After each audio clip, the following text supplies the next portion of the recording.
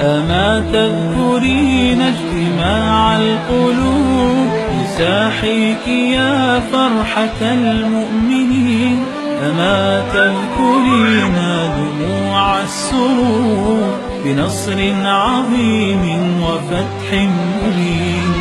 أذان بلال يشق السكون يهب على الروح كالياسمين، وتكبيره إذ علاك حداها يردده الكون في كل حين.